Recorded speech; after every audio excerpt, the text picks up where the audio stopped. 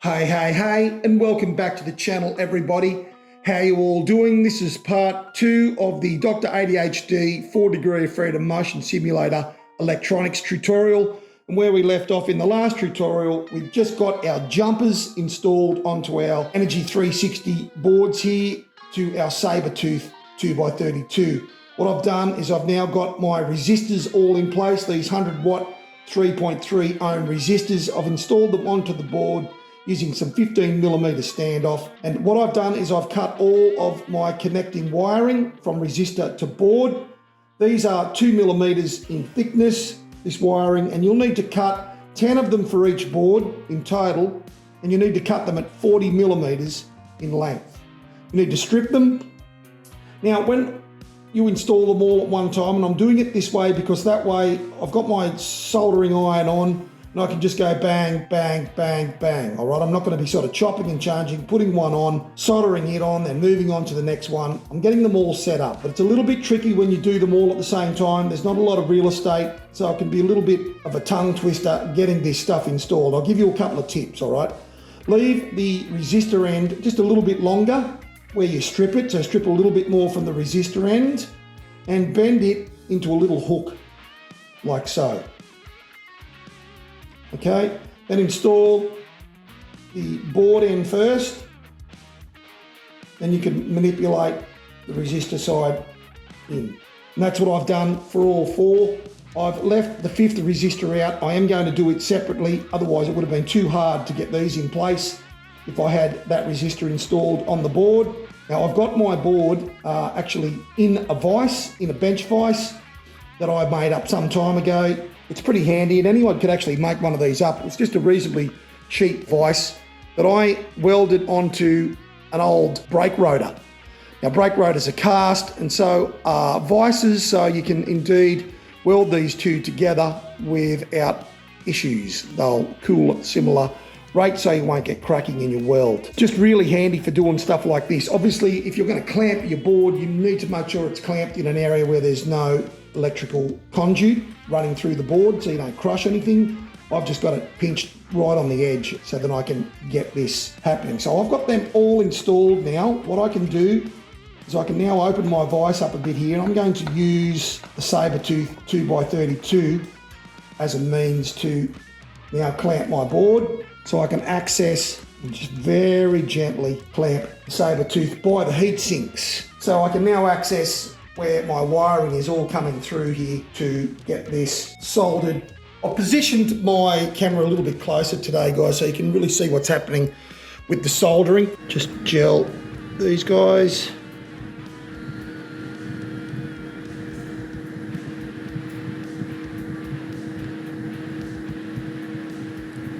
That syringe gel works really, really nice. That gel flux.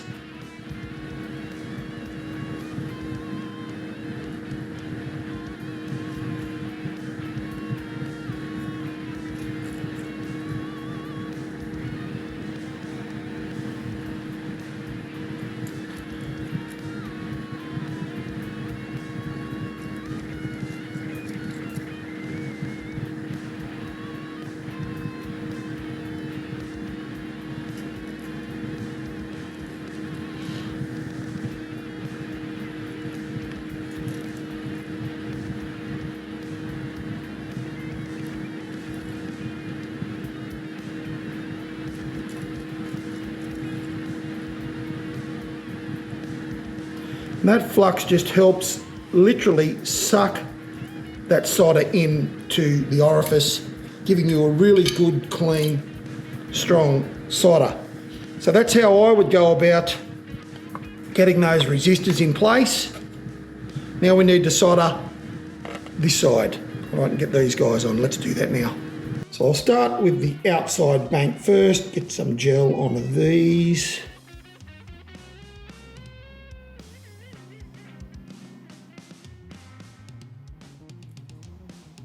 Some solder on the end here, get it tinned.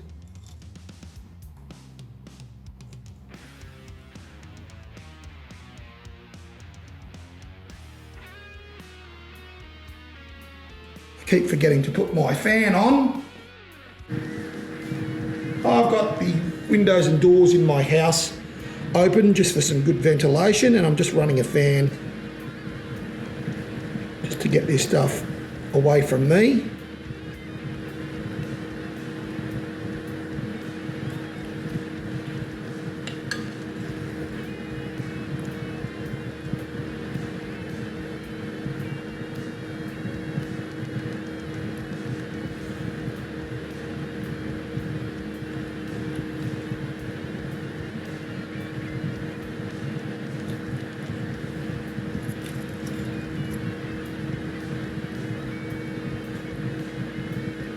So I just got that other side soldered on.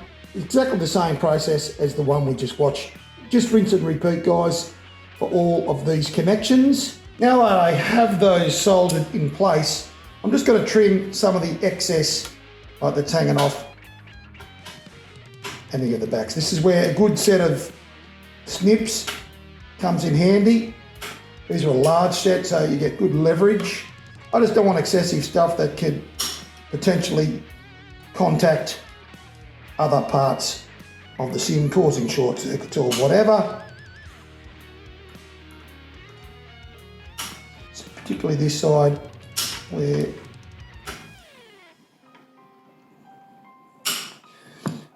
there we go. So that's something that you would do, is just trim these up to make them a little bit neater.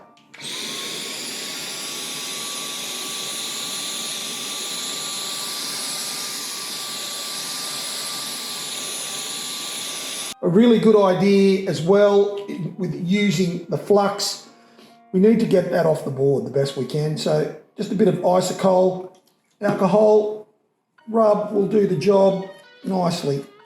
So just get that excess flux off the board. It's really sticky. It's a really sticky residue. Next cab off the rank is the rear terminals here into the board. Our resistor clamp circuit here, our emergency stop circuit, our 5-volt accessories, our comms circuit here, our ground, and our sense wire to Arduino. So let's get those wired in, and I've got all of these set up. These are the 2mm wires, and I've just got to tin all of these before I can proceed. Pop the board out of the way there. Get our solder ready. Soldering iron is up to temp. Tin the tip. The usual suspects. Add a little bit of solder here, and we really just want a very fine tin on these.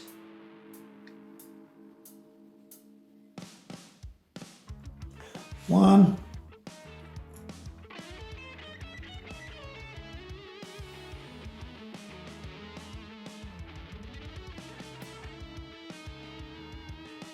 Two. I'm using a black stripe wire here and a red stripe wire for the pos and the negs. There we go. I'm just going to tighten these ones down a little bit just so they hold in place while I'm soldering on the board. Not going to over tighten these.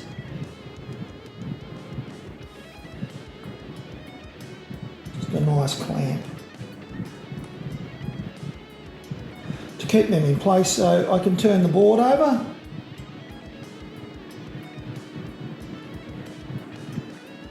And not have too many dramas soldering these in place. So the usual story, guys, we'll add a decent amount of flux. Turn on our soldering iron, and we'll let the magic happen. Tin my tip. Let's get a decent amount of solder on the tip.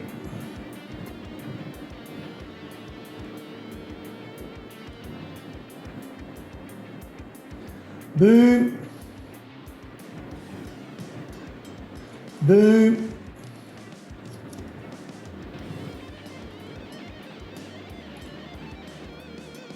Boom.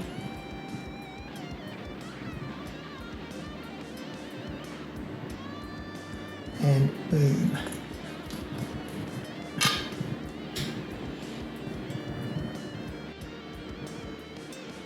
And that is lovely. So the next step is to get our resistor bank circuit set up here and our A1 and A2s into the board. So you just plot on, you get those into the terminals, clamped down and soldered on the back side. So now comes the installation for the Arduino Uno R3. This is a brand called Legu. One of the members of Together We Build Motion Sims Discord server hunted these guys down. They're half the price of the Arduino brand, I guess you would call it. They're the Arduinos I'm running in my rig at the moment with the wiring that I've already got set up. So they're the genuine Arduinos. They're about $50 each. These are $25 each, so a little bit cheaper. I found these on Fleabay, and let's have a look at these. They've just arrived today, so it's pretty good timing. Here we go.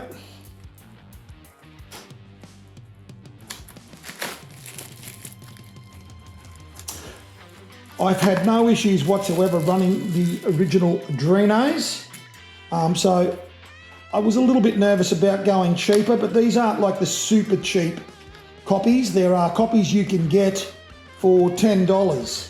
They are really well packaged, and they do come with a cable, albeit quite a short one.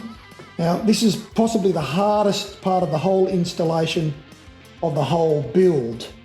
So, you know, you've got to basically hold your breath doing this part of the build.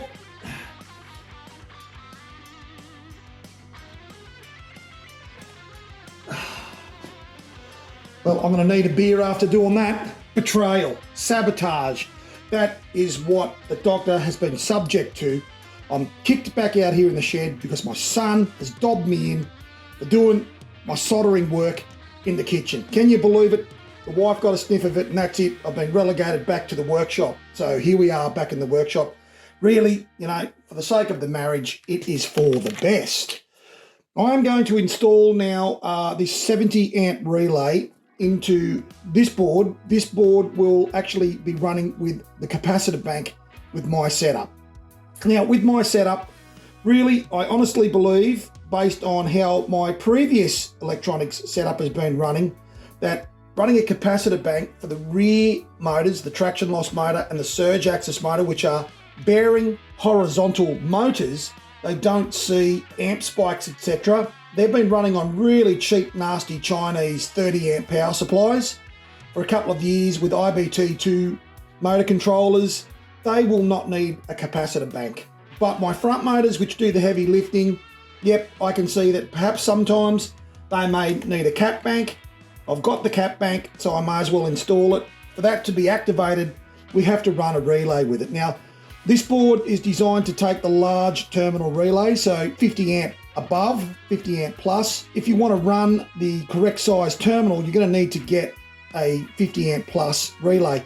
I have been told by Martin, the designer of the boards, that you could install a 30 amp relay and see how that goes. It won't fit in the slots exactly correctly, but you would still successfully be able to weld a 30 or 40 amp relay into the board. But I have a lazy 70 amp relay lying around, so I'm going to use it. So I've just cleaned those slots in the board. I'm just going to give the terminals a bit of a clean here. These have been used on a set of thermo fans on my street machine for some time, so I've gone and stolen it off the car to run with this application, and I can just get another 70 amp relay to run my thermatic fans in my 1969 Ford Falcon muscle car at another stage. But because the show must go on, I am using this so I don't have to drive down to the local electronics shop to buy a relay. So the relays are clean, the board's clean with alcohol. I'll just slot this in. It'll only go in one way, in one configuration. It's designed for a 5-pin relay. Before we get the solder on there, I'm just going to flux these. We want our solder to run the best it can and give us as minimum trouble as needed getting this stuff soldered on. going to turn on my fan, turn on my soldering iron. Okay, I'm just going to tin my tip. I'm using some solder now that's got 38% lead in it, so definitely a good idea to run a fan. It's going to take a little while to heat this up because this is quite heavy material here we're heating. Do a little test here, nearly there. There we go. It's important when you do this, peeps, the tip you're using, I'm using a flat spade tip here, you've got to get the whole flatness of the soldering iron on what you're soldering to get the heat transfer really nice. I should have actually tinned this. That'll just help transfer the heat into whatever it is that you're soldering much faster if you can get a solder barrier between you and what you're soldering. That's the two small ones. Now we've got to jump on to the big ones. Now this is going to take even longer because of the surface area we're heating up here. I'll just tin the soldering iron before I turn this off and let it sit. Make sure that's tipped before it goes cold again. So yeah, you just got to be patient with that, guys, till you can sort of get that solder run into the slots. Grab my cotton swab and just give this a good clean off. Just make sure you haven't accidentally run solder between any of the terminals. That would be disastrous. That's on, and it was an interference fit as I pushed that in. So once you have your boards together, you're going to need to house them in something. So as mentioned earlier, I've got a surplus PC case here. This is an old PC case that I'm going to run my boards in. So all my power supplies, I've got 3 Dell L1100A-SO power supplies I'll be running in this. I'll be running 1 cap bank in this as well to serve my front motors. And I've had to do a few things to modify this PC case slightly. I've removed all the hard drives, etc. Gutted it of all that sort of stuff. I've left the fans in because I'm going to reuse these. I'm going to power these off the Energy 360 boards. And I've just had to cut a little hatch out here where this bay here was inaccessible underneath, really. I've cut that out because basically I'm going to be running some board in here that my power supplies will be running off.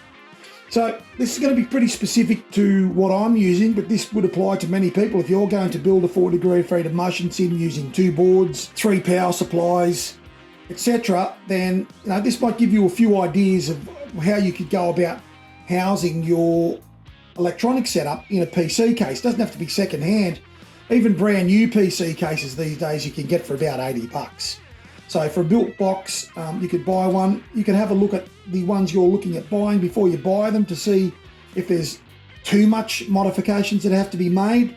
The way I'm doing this and the way I'll show you what I'm doing with this is very, very simple. It's just using some ply and some chipboard to create bases, to take the power supplies, to take the cap bank, and to take the boards.